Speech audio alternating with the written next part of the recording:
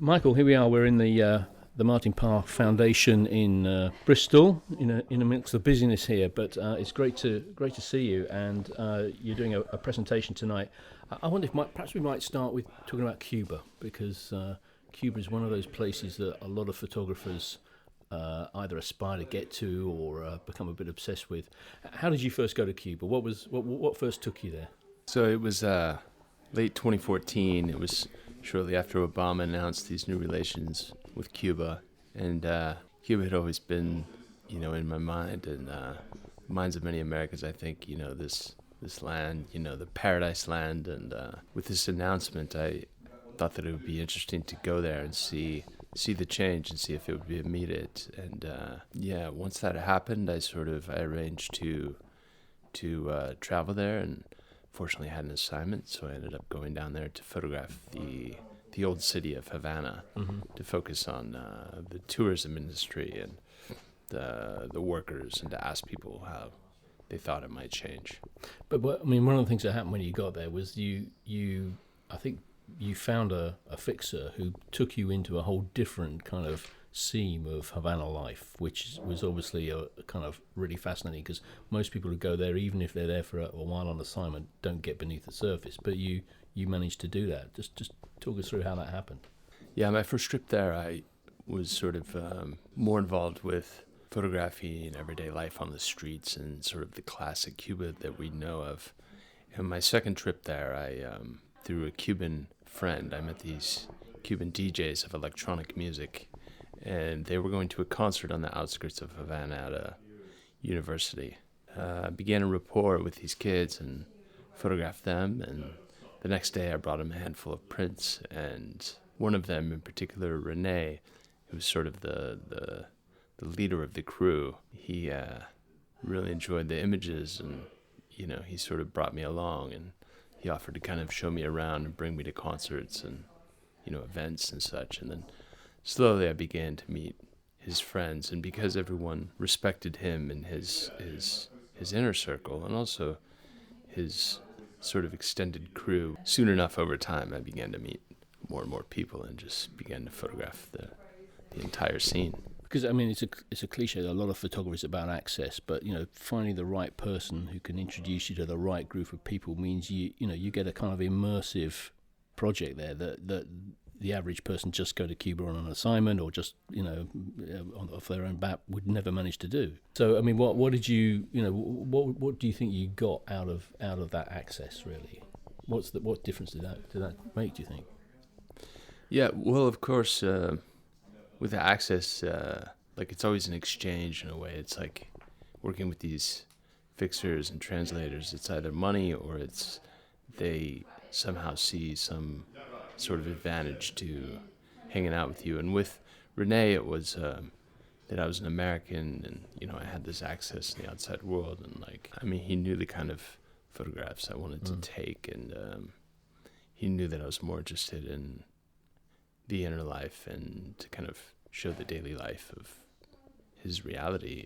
And he was a part of this group of youth called the Freakies, which are basically this sort of counterculture, internationally aware of what's happening outside of Cuba, but at the same time not interested in furthering their education or working for the government and working for a system that they saw as not benefiting them. In fact, actively working against them, because the Cuban government won't even recognize a DJ as being an artist. So sort of, I guess you could say, wanting to help them get their story out into the world and share that reality.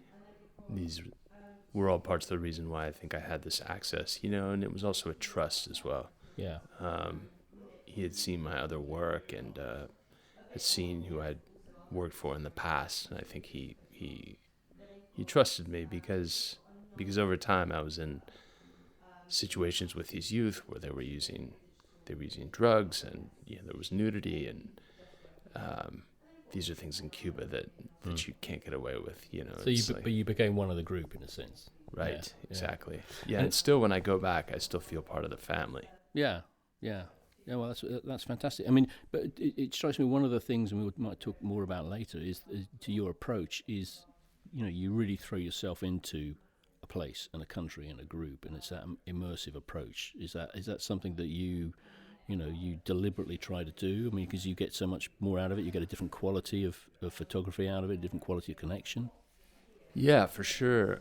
I mean, I try and live the lifestyle and really connect with the people who I'm photographing, because I want to sort of live their reality as well, because I feel like if I can do that, then I can relate, I can identify with them more. Well, in this case in particular, when I've worked in Africa and other places, of course, it's like I don't go that, to that extent. But in Cuba, just say being on their schedule, sort of a vampire schedule, being up all night and sleeping during the day and going out and walking everywhere and, going to various kinds of concerts and house parties, and eventually some of the drugs as well. I tried because I wanted to sort of experience what they were experiencing and kind of have a window into that. So you completely immersed, they become family to you. And what do you think your photography of that project, if I can call it that, what does that brought out that you wouldn't otherwise have got? Yeah, you're there in the more compromising situations, situations where the guard is down. Yeah. I mean, of course, these youth I was hanging out with knew that I was photographing, but at some point they were so involved with themselves that they sort of disappeared. And also my Spanish isn't amazing, especially my Cuban Spanish, which is different. Which is, as you know, it's very fast and there's a lot of slang. It's very different, and so there were many situations in which I would sort of vanish in that respect because I couldn't communicate with whoever I was photographing. Yet at the same time, I would still be trusted because I knew Rene and I was a part of that. Yeah. His crew. Yeah. Yeah, but it was also very difficult being on that schedule because it's kind of many of these youth were like late teens to mid-20s or late 20s or whatever, and I was mid-30s, I guess, at the time, which is not old, but but it's older, like in terms of having the energy to go out all night and hardly eat anything and party all night until 11 o'clock in the morning. Like, unless you're actually on the same drugs they are, it's very hard to stay awake. Wouldn't work for me, that's for sure. But so that that was an amazing kind of piece of good fortune that you had there. But then, of course, famously now you had another great piece of good fortune in a sense, in that you were there, I think, on another trip as Castro died, and that gave you the opportunity again to reflect a whole different side to Cuba again. Just talk us through what happened there. Oftentimes, of course, the more time you spend in a place, the more you learn about it, the more connections you make, and then you have an insight into what might happen in the future. And when that happens, you might be better prepared for it. And when Fidel appeared, he appeared in April 2016 in front of the Congress and basically said his goodbyes. After he did that, we knew that he was going to die probably at some point that year.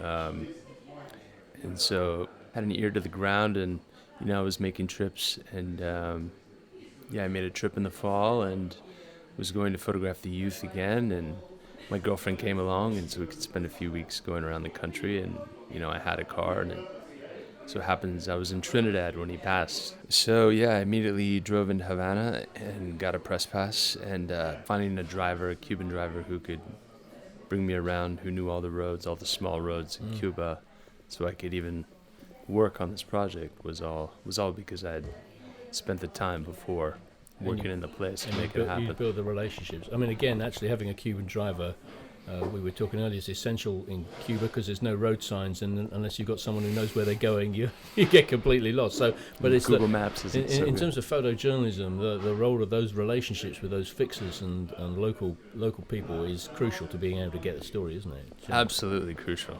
Yeah, they're really the ones who have the experience and the access, and who know how to sort of place you in the situations in which you can maximize the possibilities of the content that you get. Well, you got some remarkable pictures of the the kind of procession of taking Fidel's ashes through to where he was, finally interred and so on. And looking at them, it reminded me of two things. It reminded me of Lee Lockwood's photographs of the beginning of the Fidel revolution when he finally first came to power, and this fantastic series of photographs again with the people out on the streets in a very similar way. It's like a bookend almost. Victory Caravan. Yeah, exactly. And then 1959, right? That's right. And then also there was a kind of resonance of Paul Fusco's Bobby Kennedy train. I mean, obviously very different stories and all the rest of it, but that sense, there's almost a spiritual sense of people coming out to pay tribute to someone, lining the route, and there's a kind of real quality to that, which again I think you absolutely see through your photographs of that funeral kind of cortege or procession or whatever you want to call it through Cuba for Fidel's final resting place. I mean, what was there, that emotion in the air, and how did you go about thinking about how to capture that, or was it simply you managed to find yourself in that procession and take whatever you could? How conscious were you about capturing history, I suppose? Well, as soon as I heard that there would be a military convoy bringing his remains, his ashes from Havana into Santiago, and that they would stop each night in a city, and it would be a few days. But the problem was the access. Yeah. There was a group who had access, but they were Cuban journalists, Cuban videographers and photographers, and they were all standing atop this truck that was a part of the convoy. So I knew we would have no access, and I knew that the roads around the central highway going across the country would be blocked. And I knew that probably getting on the main highway was going to be impossible, but I also knew because of the gravity of the event, as good as the Cuban state security is, because Cuba had never experienced an event of this magnitude and so long, I mean, that, and also that it was Fidel, that they would want this attention, and they would want to show all these people along the road because it sort of shows the country out to pay a tribute and such. And so I thought that maybe there would be a loophole. So I had the car and I made these press signs, and I had them on every corner of the vehicle. I put the flashers on, I had my press pass, and I found a Cuban truck driver, and I had him drive, and I would get in the back seat, and I would stand out the rear driver's side window, standing over the hood, holding my press pass. And, I had my camera and had a little microphone on the camera. And so we sort of looked official. So every morning and every chance we could, we would try and get on the highway. And we were never stopped. As soon as we got on the highway, sometimes we weren't allowed. And so we'd go around and we'd go on these little side roads and we'd try another way. But there was always someone who led us on the road. And it was like a small town security guy or policeman. And, they would even radio in and ask if they could let us on the road, and saying, the smaller the town, the access became easier and easier because it was further away from Havana. So those traditional journalism skills of blagging your way in, basically. It's yeah, exactly. Works the world over. Yeah. Yeah, exactly. And I think it was just having that Havana press pass was huge too. Yeah. Now, I mean, you took a lot of video. I mean, did you take it all video and take stills from it? Were you taking a mix of video and stills? Did you think that actually, you needed to have both, or were you already thinking you would have a kind of multimedia approach to this fantastic opportunity? Talk us through the mix of video and stills and how that happened, and how you decided how you'd use them. Yeah, the video, I usually shoot video any project I work on, so I can give it sort of more context. It's almost more for my own memory and to kind of complement the stills and give them, a moving quality. And so you kind of, you can hear, you have the audio, and you have an understanding of like how the scene felt when you were moving through it.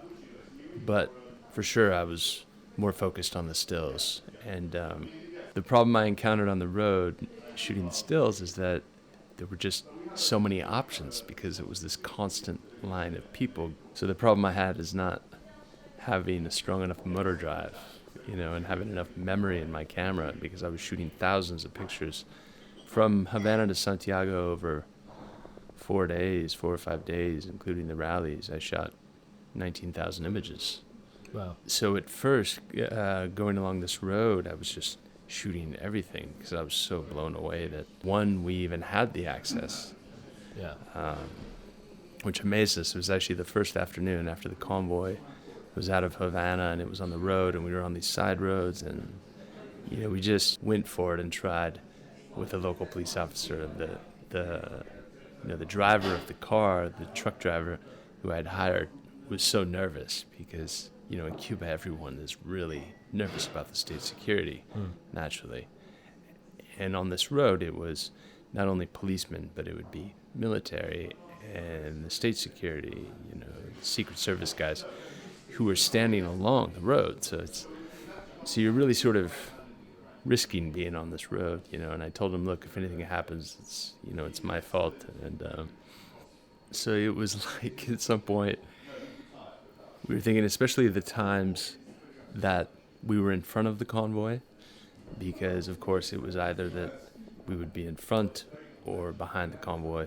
We could never actually be with the convoy because it was surrounded by military and they wouldn't let us get close. But especially the times that we were in front of the convoy, the driver would say, these Cubans, man, these people must think that you're the most important photographer in the world coming out in front of Fidel and, being on their own. We were thinking Che as well because he was into photography and he was a photographer. And, so his spirit was with you, maybe. Yeah, we were thinking, man, this is impossible, especially like an American photographer getting out in front of Fidel. There's a certain irony there, isn't there, for sure. Yeah, it was just a really amazing experience. There were several times, one time coming into the city of Sancti Spiritus, we were ahead of the convoy, and it was, who knows how many people along the road, 100,000 people, I don't know how many, but we were well in front of the convoy, and coming in, it was just, there were these, miles and miles of driving down the road, just completely filled with people, and sometimes they were cheering, sometimes it was completely quiet, and they didn't know what to do, because, just this one photographer on top of an SUV coming down, and people would be saying, La Prensa, but with these confused look on their faces. But I was amazed that we would be able to go so far and for so long. Well, you make your own luck in these without situations, being don't you, stopped. sometimes? So, yeah. Yeah, because it was sort of, in a way, I guess it would be the last thing that a state security would expect someone to actually go and try. It's like they just assumed that we had the access and that everything was okay. I've heard you talk before about it on some of the videos where you talked about a sense of justice. Yeah, I find it's that sense of injustice. That's what draws me around the world, really. With Libya, it was that way. With Cuba, for sure, and Congo. But yeah, in Cuba, with these youth, it was really how I learned about Cuba. You learn about these places from the locals and what they experience. And being an American and growing up and having a lot of opportunity and having a lot of privilege and compared to, other people, so it's other countries. This is not a job for you. There's a real sense of moral purpose behind a lot of what you're doing there. Yeah, it's never. Well, of course, it is a job. If I do assignments and I have to make a living. But yeah, the reason why I became a photographer is because I saw the power of it. For me, it was in the books, and in the books you could have an opinion, and you could you could do the deep dive and get into a story and really learn about the people and see their lives, and yeah, for me the still photography has always been about trying to sort of, I guess it's less, I feel less like a messenger and more like a connector, but I feel it's more about humanizing people. It's like this person, whether it be Israeli or an Iranian or a Cuban or an American, it's like these people are people too, and it's not that I'm trying to rescue anyone or save anyone, but this is what I can identify with. Yeah. Well, I get a really strong sense of that out of your book, Libyan Sugar, which is a fantastic book, by the way. Congratulations on it. It's also a really unusual book, I think, because, in one sense, it's quite hard. It's quite a hard book to look at. I think one of the Time reviewers said she had to give up after 20 minutes because she could, take some of the images and so on, and found herself in tears. So it's quite tough.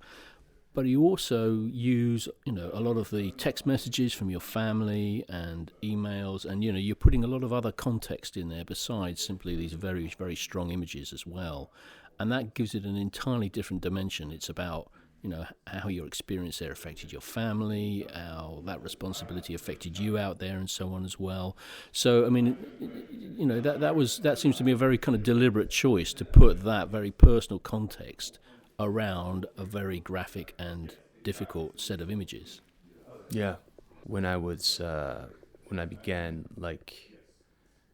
thinking that I want to make a book out of the work, I laid the pictures out on a table and I was looking at them and I thought, okay, yeah, there's a lot of good pictures here, but is this really about the pictures? And what am I really trying to say with this work, and what can I give, what can I provide? And that was part of it, but it was also that I felt there was so much missing, because for me it wasn't about, that experience was not about these pictures, went well beyond the images, and also there was a lot that I was carrying around inside myself. And so the book became a way, cathartic way to get everything out.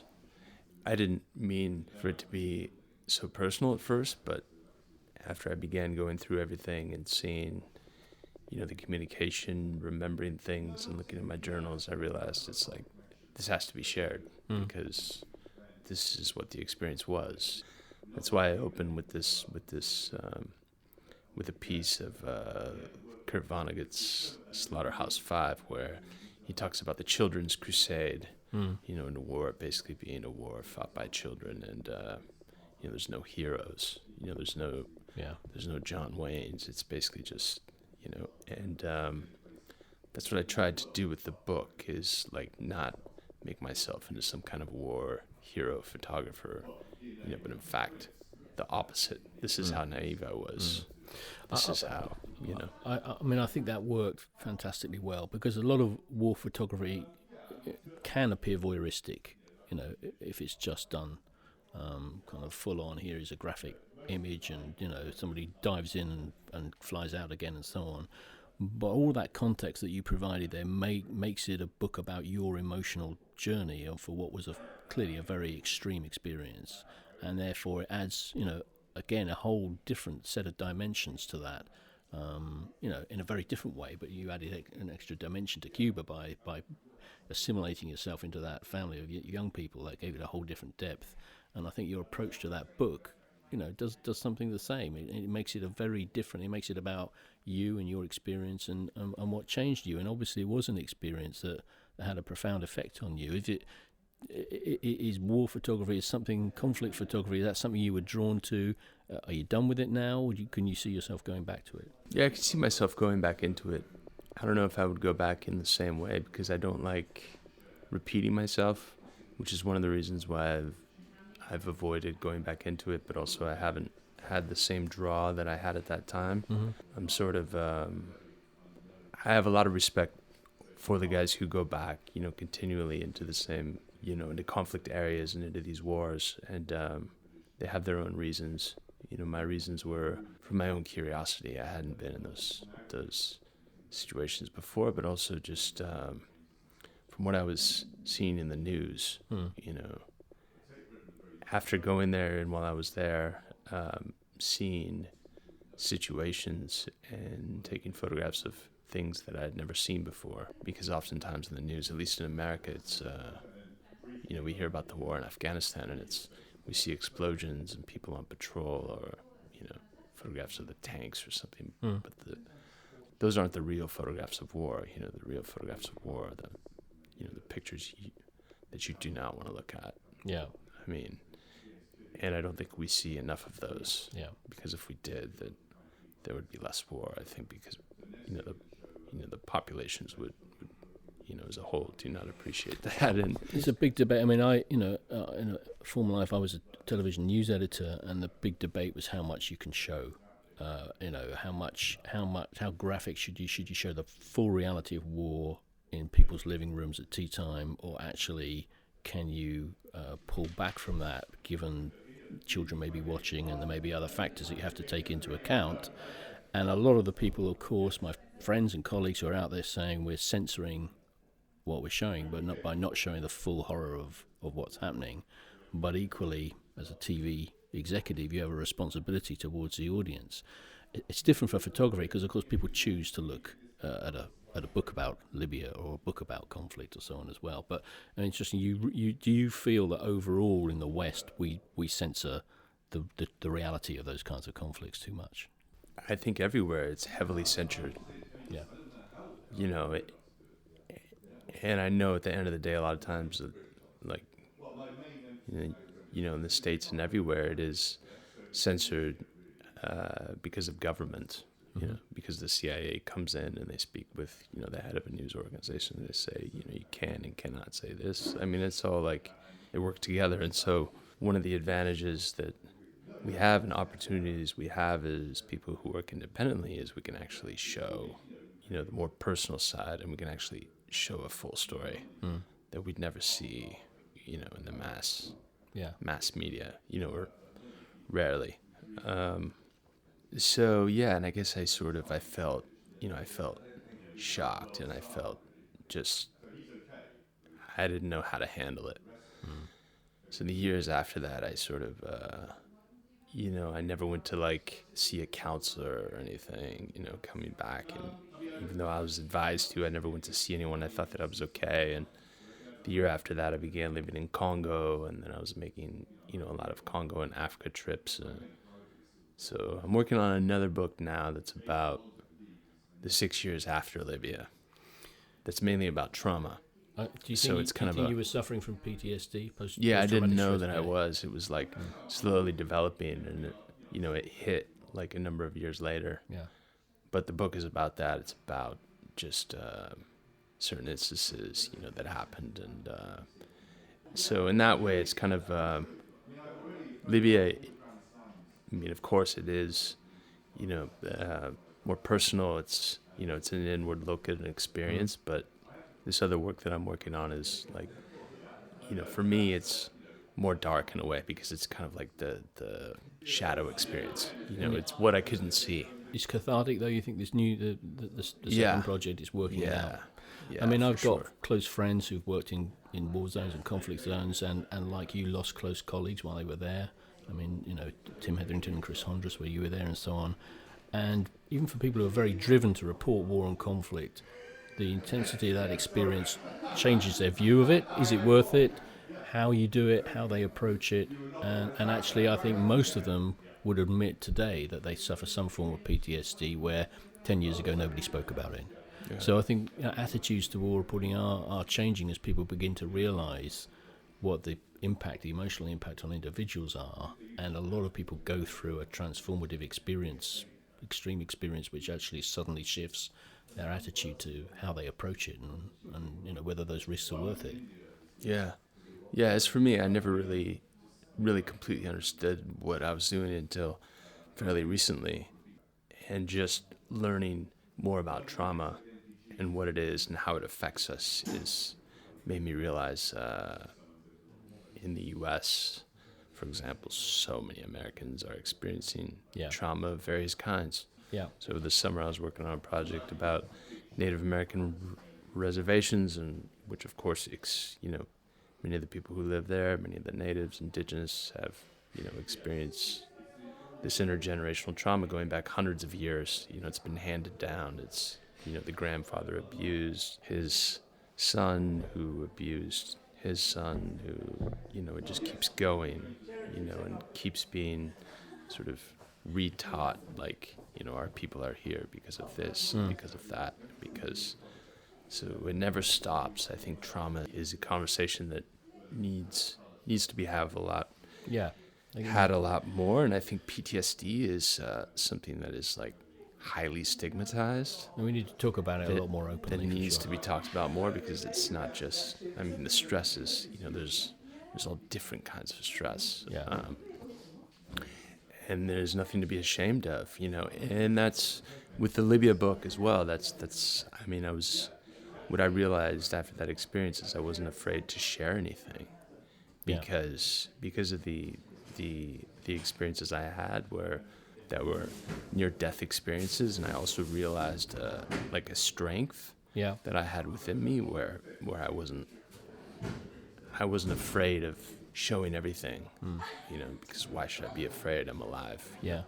This is who I am. I experienced this, and why shouldn't I share this?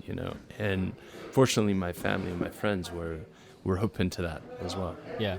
Yeah. Well, it's very, very powerful as a result. Yeah, We've gone a little bit dark here. Let's try and shift ground and lift it. One of the things I did want to talk about. I have a tendency of doing that. Yeah. No. But it's very important thing to talk about. But you used an iPhone in Libya. Was that because you had to, or was it a choice? And what's your, just how did that work for you? Yeah, that was a combination. So I began using an iPhone the year before, and was living in China, working in China, and I had a van, and I was making these road trips, and I was using the phone because it was a novelty.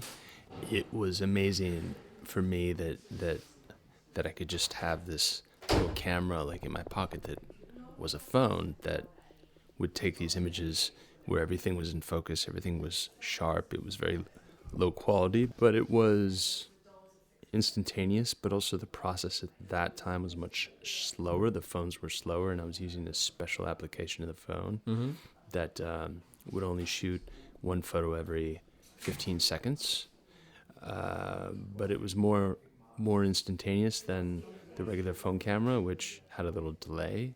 So I enjoyed that process as well. It kind of like slowed me down and made me think more, but it was also this idea of using the phone. It wasn't really a part of the history of photography. Yeah. When you're photographing people on the streets or any kind of situation, really, as soon as you pull out a camera, you're pulling out this history. That people know, like, how am I going to look? Is it going to make me look bad? Where's it going to appear? Blah, blah, blah. Versus a phone. Like, even now, but especially at that time, a phone is just, like, so new and fresh. You pull out a phone and shoot a photo. It's like, who cares? So it changes the whole relationship between you and the subject. Yeah, I felt like I was kind of invisible now, even though I was, like, this white guy in China. Yeah. It's still I could kind of photograph without that same response. Was there another side to that where people didn't take you seriously when maybe you needed to be taken seriously? For sure. Yeah, but I really enjoy that. I don't want to be taken seriously because as soon as you're taken seriously, people change. Yeah. When they don't see you as being serious, they're more themselves. Yeah. In Libya, I had my phone camera, but I also had a regular camera. And the first week that I was there, I was using mostly my regular camera to shoot everything, but I had my phone and I was shooting a few pictures on that too. But I was at a rally and I dropped my camera and I had a major shutter issue. So I had other friends who offered me cameras, but they were like these small, crappier cameras. And so I decided I would just keep going with the phone because I enjoyed using it anyway, and because it was very different, unique and more challenging. And also I felt like it was more personal because of the size of the phone. And what I also really loved is you had a tool where you could make a call, you could send a message, you could write notes, you could draw, you could record video. Yeah, and I really love this idea of keeping it small and simple because I don't like a lot of interference or processing that is necessary between the idea of like recording something and actually recording it. Did you use a lot of processing apps, or was you just straight out of the phone? Or yeah, the phone, I was using this app called Hipstamatic at the time, and then I was using a special video app as well that kind of had like a Hipstamatic appearance. So it was a square format. Mm-hmm. Yeah. And do you still use the phone? Use that? Yeah, I still use it quite a bit. Yeah. Yeah. So in Cuba, I began using a camera again because I was shooting in low light. I was working at night with these youth, and they live at night. And in Cuba, in some places, you have good light, but of course, a lot of places it's very dark. So I needed a camera where I could shoot very high ISOs, 5,000 ISO, or and higher. So I used these little cameras with really good lenses, and Yeah, and so it kind of depends on the project. I change it up. But I've used the phone in a number of countries, a number of situations. And still, for me, at the end of the day, it's kind of the best camera because I don't have to think about anything and I could just respond. I can experience, look around me and just, capture that experience. It's kind of the easiest way, the clearest way. And there's, I like that vernacular quality about the phone. And you get a different kind of photography out of it. I mean, do you think Totally. There's a lot of discussion about how technology is changing photojournalism and photography generally, but obviously you see this as a positive because it opens up more options for you. Oh, definitely. Yeah. Yeah, it's kind of endless with the phone, really. Yeah, and I think everyone is, engaged in that now, with Instagram and it's really just become more accepted. A phone is like really part of photography, I guess, now. And you use Instagram. What do you feel about kind of putting your stuff on social media? And there's a lot of controversy about whether you should be doing that or not. And you're giving your images away, or should you be holding them back? And where do you stand on that? Oh yeah, no, I think it's. I mean, I use Instagram a fair amount. For me, the immediacy and like sharing the pictures with the world, it only generates more opportunities for the work. Yeah. And and nowadays there's no real way. If you want to show your pictures, you show the pictures online. If you want to reach people, and the people are going to use your images anyway. Even if you upload it like 100 pixels or something, it'll still be used. You might as well. Someone will find a way to copy it. Yeah, totally. And you can have your watermark on there or whatever. But I think it's. That's what it's about. I mean, of course, with making money on the picture, in the form of like a fine art print or a publication or something, they're going to need a higher resolution anyway. So the Instagram resolution is very small, so I don't have any. Yeah, I don't have anything against posting it there. Okay. So, how did your Magnum colleagues feel about iPhone photojournalism? Did you get any feedback from them about that approach? Yeah, I think it was kind of a mixed bag initially. I mean, I applied to Magnum with a portfolio that was only iPhone, and that's probably the first I got in time by one happened. vote. Yeah, I got in by one vote. But I think it became sort of more accepted because at the end of the day, it's the content really that it's about. And in fact, I was encouraged by some of the members to continue with it because it was the tool that would sort of allow me to engage more and sort of express in my own way something about photographing without looking through the viewfinder. Just holding the phone and actually looking at the subject while I'm shooting. That's a little more free. I feel less confined, and so almost less influenced by the history of photography again, and the idea of a frame. So it facilitates a completely kind of fresh approach, really. I think so. Yeah. What I mean, obviously, I talk to a lot of young people who are entering journalism and thinking about trying to make their way in photojournalism. What have you got any thoughts on advice for them or on their approach to it, given all these changes in technology? I mean, everyone's taking photographs now. If you actually want to try and build a reputation, what are you got to do? Yeah, good luck. It's a very hard field, but you could totally make it happen. Yeah, you could totally make it work. I mean, I grew up in Washington State and West Coast. I mean, I didn't know any photographers, and I sort of went out of my way to meet a couple local photographers there, and just went to the library day after day and looked at photo books. And now you can go online and look at websites, and really it's about just consuming as much photojournalism, photographic material as you can, because you can learn. Yeah, because you can, of course, learn a tremendous amount just looking at photographs, reading interviews with photographers and getting their knowledge. There's so many interviews, so many photographs and photo stories and projects online that you can consume without knowing anybody. So that's kind of where you can start if you start at the very bottom without any contacts or anything. And so it's really just, I think it's like anything else. It's like, how much do you want it? Because there's a lot of talented people. There's a lot of people who are really good at photography and who are brilliant photographers, but they might not want it as much as other people. So how much do you want it? And if you really want it, then go for it. And you don't need a Leica. 150%. No, you don't need a Leica. You can use your iPhone. You know. So when we're thinking about new technology and integrating video and multimedia, is there anyone there that stands out for you in the way they're approaching it and mixing it up now? Oh yeah, I think there's a number of people, including the artists, you know, the more photographic artists, you know, my contemporaries who do it, you know, extremely well. I mean, I saw there was this show by Richard Moss that I thought was really amazing that, you know, blends together the still photography and the video and, you know, the sound in really unique ways. And at the same time, I'm much sort of more engaged with what's happening inside and what I'm kind of trying to accomplish. I mean, I don't look as much as I used to. I need to be looking more. You know, I don't kind of go online as much and do research as much anymore. I'm much more focused on like, okay, where's my interest and how can I advance that? But yeah, that's again, it's like so important sort of knowing where the limits are and the boundaries are. And I think now, you know, of all times, right, it's like expanding every day. It's just constantly expanding. And then with these new technologies, just, you know, it's giving us even more opportunities, VR. And can you see yourself playing with 360 and VR?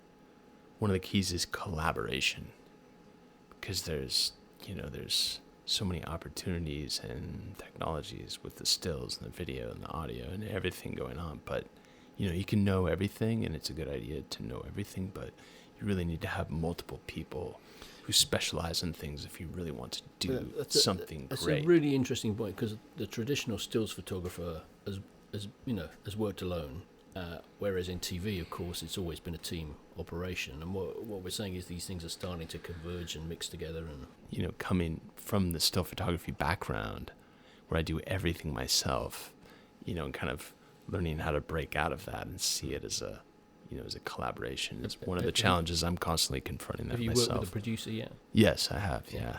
Yeah, in fact, on the Libya project a few years ago is when we started collaborating with a producer, a friend of mine, Lisa Factor, and Ramon Pez. He's a designer, and a few other people, sound artists and video editors and so forth. And it's really, we have created a project that we haven't exhibited yet, but it's ready to go. So that sounds as if you're moving more from what we would traditionally think of as photojournalism, much more towards the kind of artistic approach to, representation, whatever you want to call it. For sure, it's ultimately I see like the ultimate manifestation of this work in the form of multimedia, transmedia, multi-platforms, sound, video, stills, everything. You know, because really at the end of the day, it's about getting that full experience. You know, the book is an amazing object. You know, you can sit with it under a candlelight and just really go in there and go into the mind of, you know, the person, and that's a value in itself that you can't get in like a multi-transmedia environment. But I think in terms of like immersing the population into a body of work, there's something to be said for walking into like an amazing installation. So I'm excited about the possibilities of that. Yeah, moving forward, definitely. So, Michael, what's next for you? You're in the UK obviously at the minute. Are you on a tour? Have you got new projects coming up? Yeah, I'm doing. I leave Friday morning and I go to Israel for a couple weeks, and I go to the States. But I'm continuing with this Native American project that I began on the reservations, but more focused on the issues. My interest in Israel is more related to just current American politics, but also the fact that my girlfriend is Jewish, and part of her community is that, and that's kind of my first real exposure into the community and their, the way they look at it. And so this is all kind of triggered. I've had a long time interest in that area. I've spent time in Lebanon and Jordan and Egypt, but I've never actually kind of gone into Palestine and into Israel and the territories and had a look. So I'm excited about that. Yeah, that'll be a fantastic trip, I'm sure. Yeah. Mark, it's been great speaking to you. Thank you very much, and hey, good luck you. with it all. Yeah, thanks a lot. Appreciate it.